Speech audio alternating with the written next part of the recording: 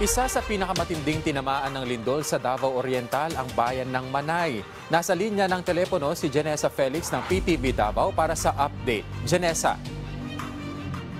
Yes, Kenneth, nagpapatuloy pa ngayong araw ang ginagawang assessment ng provincial government ng Davao Oriental sa pinsala na dala ng magnitude 7.4 na lindol kahapon na sumentro dito sa Manay, Davao Oriental.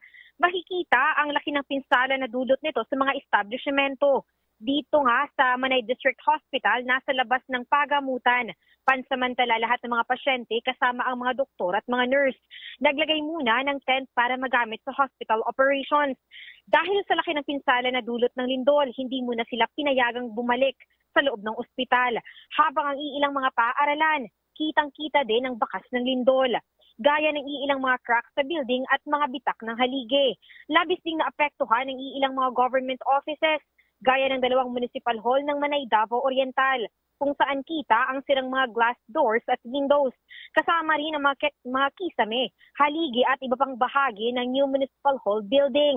Habang iilan sa mga apektadong residente ay kasalukuyan munang nasa evacuation center, habang ang iba bumalik na sa kanilang mga bahay. Pina-fast track na ang pagbibigay ng agarang tulong sa mga residente, gaya ng relief items.